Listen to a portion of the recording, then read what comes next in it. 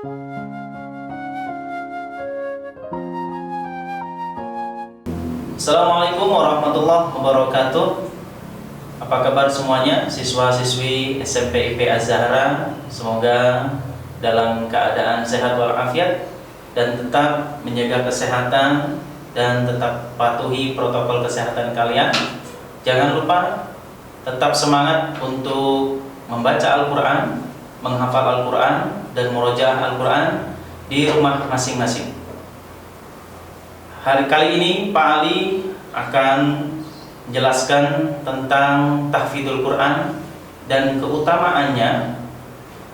Al-Quran adalah kitab suci yang menjadi pedoman hidup setiap muslim.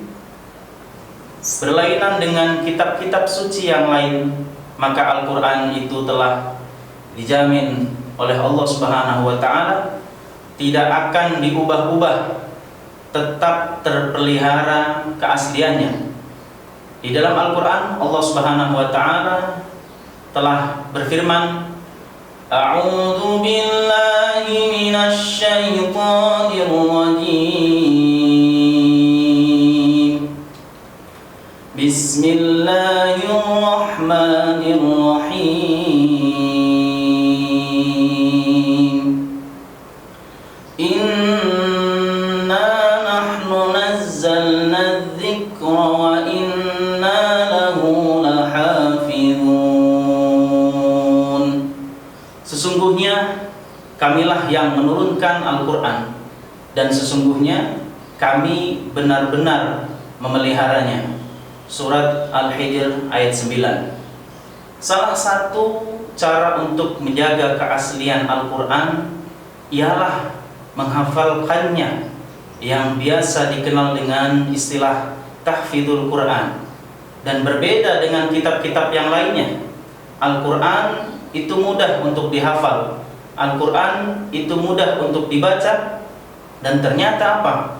Banyak pula yang sanggup memelihara Al-Quran, banyak pula yang sanggup menghafal Al-Quran sampai 30 juz di luar kepala. Sudah barang tentu untuk menghafal Al-Quran ini perlu ada metode dan teknik yang memudahkan usaha-usaha tersebut sehingga berhasil dengan baik. Tentu ketika kita menghafal Al-Quran itu perlu syarat-syarat yang harus dipenuhi oleh para penghafal Al-Quran. Yang pertama yaitu niat yang tulus, niat yang ikhlas. Yang kedua, menjauhi sifat-sifat tercela atau sifat-sifat yang buruk yang tidak baik. Yang ketiga, izin dari orang tua kalian, wali atau suami bagi calon penghafal perempuan. Yang keempat, kontinuitas atau istiqomah. Istiqomah dalam membaca, istiqomah dalam menghafal Al-Quran. Yang kelima, bersedia mengorbankan waktu untuk menghafal Al-Quran. Jadi berani berkorban waktunya untuk menghafal Al-Quran. Yang keenam, sanggup mengulang-ulang murojaah materi yang sudah dihafal oleh kalian. Pengertian dari tahfidzul Quran tersendiri yaitu usaha seseorang untuk menjaga, menekuni, dan menghafalkan Al-Quran agar tidak hilang dari ingatan dengan cara selalu membacanya, menjaga hafalannya secara terus-menerus. Dan disinilah terletak pentingnya apa yang disebut takrir. Seseorang penghafal Al-Quran mutlak harus melakukan takrir supaya dia tetap disebut penghafal Al-Quran yang sejati. Kalau tidak, maka julukan tersebut bisa lepas darinya, yakni ketika dia tidak lagi dapat menghadirkan kembali bacaan Al-Quran yang pernah dihafalnya dengan tepat. Ibarat apa? Binatang buruan. Dia tidak menjaga binatang, hasilnya buruannya itu lepas dengan sendiri tanpa dia sadari. Seorang penghafal Al-Quran memang memiliki kewajiban untuk menjaga hafalannya. Pengertian dari takrir sendiri yaitu secara harfiah berarti pengulangan. Sedangkan menurut istilah berarti mengulang kembali hafalan yang sudah pernah didengarkan kepada instruktur atau guru masing-masing. Istilah lain yang lazim dipakai di pesantren Jawa, di pesantren Indonesia bahkan, ialah deresan atau deres, yang artinya mengulang-ulang. Ya, aktivitas takrir inilah yang dilakukan oleh siswa-siswi SMP IP Az-Zahra di waktu pagi harinya.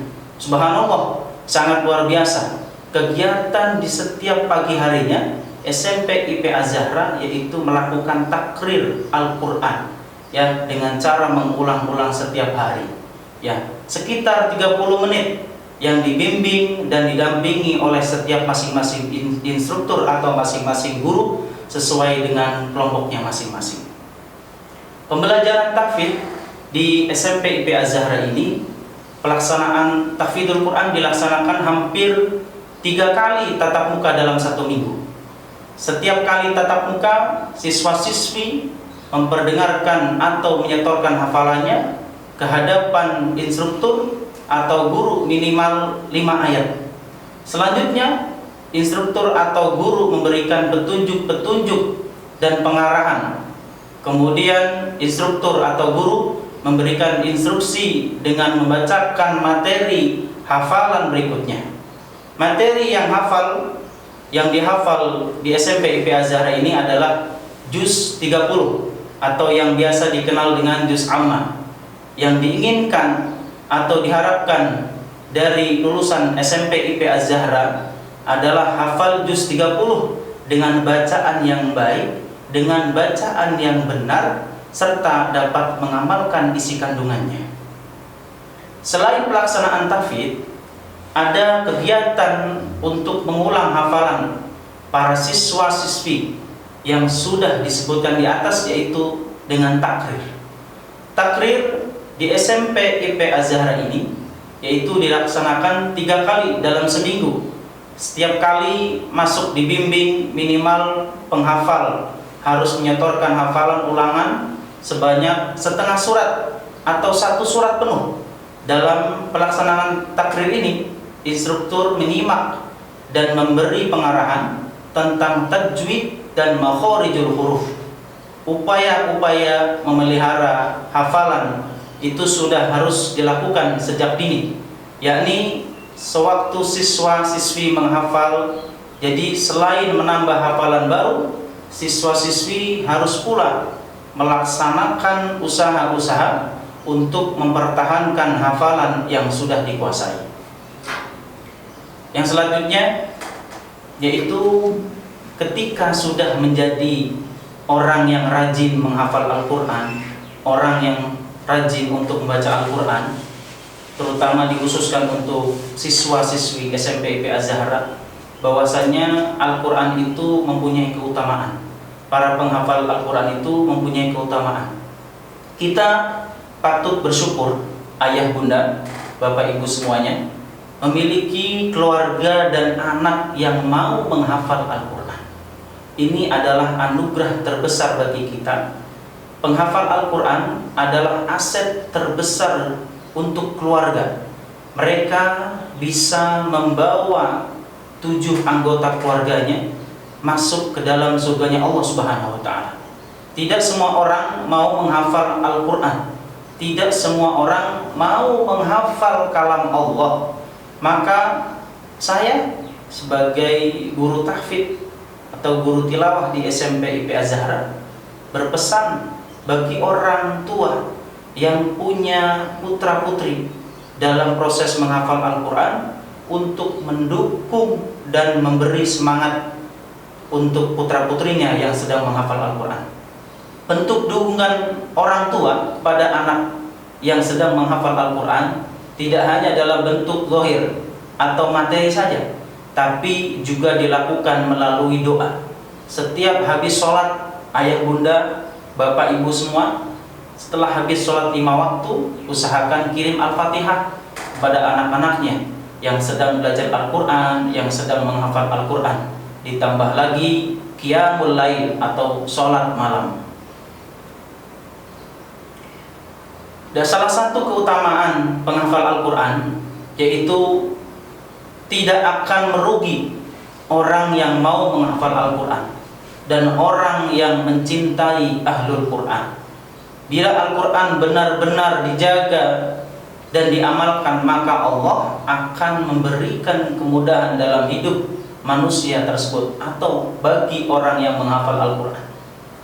Rumah yang sering dibacakan Al-Quran akan lebih terang, akan lebih tenang dan penuh keberkahan.